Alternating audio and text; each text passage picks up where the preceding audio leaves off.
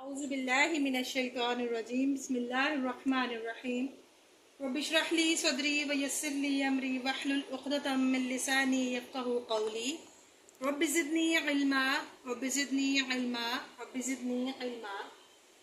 ہم اس سے پہلے پڑھ رہے تھے، ہم نے نون کے قاعدے سٹارٹ کیے تھے. آج کا جو ہمارا سبق ہے وہ ہے نون کے قاعدوں کا قاعدہ نمبر 2. اس کا نام ہے قاعدہ ادغام کبیر. اس سے پہلا قاعدہ ہم پڑھ چکے ہیں، اس کا نام تھا اظہار حلقی. اب ہم پڑھیں گے، اس کی تفصیل میں آپ کو پچھلی ویڈیو میں بتا چکی ہوں. اب قاعدہ نمبر 2 ہے، اس کا نام ہے قاعدہ ادغام کبیر.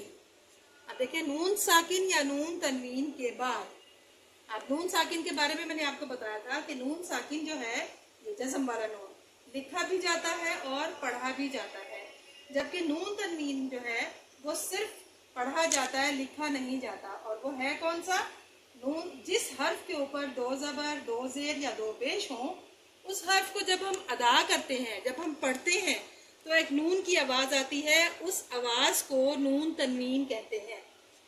نون ساکن یا نون تنوین کے بعد اگر حروف یرملون، ابھی دیکھیں یرملون ایک مجموعہ ہے، ایک لفظ ہے پورا، اسے الگ کریں گے تو یا، را، میم، لام، واو، نون میں سے کوئی حرف آ جائے تو وہاں پر ادغام کبیر ہوگا، یعنی ملا کر پڑھیں گے اور ملانے کی صورت میں شد پیدا ہوگی، شد پیدا ہوگی. اب اسی طرح سے دیکھیں، یہ میرے خیال میں یہ اس کی ڈیفینیشن ہے. اور آگے دیکھیں، ادغام کبیر کی 2 قسمیں ہیں. وہ قسمیں کون کون سی ہیں؟ نمبر 1 ادغام کبیر غنہ والا، نمبر 2 ادغام کبیر بغیر غنہ کے.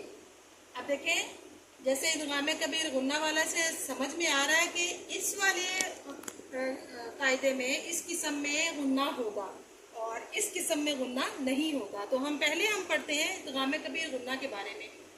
ادغام کبیر غنہ والا یہ کل 4 حروف میں ہوتا ہے، جن کا مجموعہ ہے یمون. اب جو حروف یرملون تھے وہ میں نے آپ کو بتایا تھا کہ یہ بھی آگے جا کے دونوں قسموں میں حروف جو ہے وہ ڈیوائیڈ ہو جائیں گے. اب جن میں غنہ ہونا ہے ان میں حروف یمون آئے گا، یہ مجموعہ ہے، اور یہ اس کو الگ کریں تو یا، میم، واو، نون. اب جب یہ ہم پڑھیں گے حروف تو نون ساکن ہوگا یا نون تنوین ہوگا تو ان چاروں حروف کے اوپر شد ہوگی. جیسے ہم نے ڈیفینیشن میں پڑھا تھا کہ ملا کر پڑھیں گے اور ملانے کی صورت میں شد پیدا ہوگی. تو حروف یرملون کے ہر حرف کے اوپر نون ساکن یا نون تنوین کے بعد شد ہوگی. تو اب اس کے مثلاً ذرا ہم دیکھ لیتے ہیں. میم زبر نون من، اب یہ دیکھیں نون ساکن آ گیا، اس کے بعد یا ہے. اب ویسے تو یہاں پہ نون نہیں پڑھا جائے گا، ساکن کے بعد اگر شد آ جائے تو ساکن حرف کو نہیں پڑھتے، ڈائریکٹ میم کو یا سے ملائیں گے تو اس کو پڑھیں گے میں یقولو، تو یا کی مثال آ گئی ہے اور غنہ بھی ہو رہا ہے، ملانے کی صورت میں شد بھی پیدا ہو رہی ہے. اس کے بعد ہے میم زیر نون من، اور یہ آگے شد والا میم آ گیا تو یہاں پہ ڈیفینیٹلی نون نہیں پڑھا جائے گا. میم کی زیر کو شد والے میم سے ملائیں گے تو پھر پڑھیں گے میم زیر میم میم، میم زبر نون من. تو یہاں پہ بھی ادغام کبیر غنہ والا کے میم کی مثال آ گئی. یہاں پہ یا کی مثال ہے، نون ساکن کے بعد یا ہے. یہاں پہ میم کی مثال ہے، نون ساکن کے بعد میم ہے. من غنہ بھی ہوگا. اب اسی طرح سے میم زیر نون من، آگے شد والا واو ہے، یہ نون نہیں پڑھا جائے گا، میم کو وا سے ملائیں گے، رہے گا تو صحیح، ساکن نون کے بعد شد والا یہ حروف یرملون آئیں گے. تو میم زیر وا میوں، یہ واو کی ساکن کی مثال آ گئی. میم والن، یہاں پہ بھی غنہ ہوگا. اب رہ گیا ایک نون، اس کی بھی مثال ہم پھر آپ لوگ خود ڈھونڈیے گا. اس کے بعد جو ہے نون تنوین کی بھی مثالیں ہوں گی. یہ صرف ساکن کی مثالیں ہیں. اور اس کے بعد آپ نے جہاں پہ 2 زبر 2 زیر 2 پیش والا حرف آ جائے وہاں پہ رک کے آگے یہ والے حروف ڈھونڈنے ہیں. اگر یہ یمون آئیں گے تو ادغام کبیر غنہ والا ہوگا، اور اگر یہ حروف نہیں ہوں گے اور جو رہ گئے ہیں وہ ہوں گے تو وہ ادغام کبیر بغیر غنہ کے ہوگا. اب نمبر 2 ہے ادغام کبیر بغیر غنہ کے. ٹھیک ہے، جیسے نام سے ہی پتہ چل رہا ہے کہ اس میں اس قاعدے میں غنہ نہیں ہوگا. یہ کل 2 حروف میں ہوتا ہے. ٹھیک ہے، ادغام کبیر غنہ والا 4 حروف میں تھا، یا، میم، واو، نون.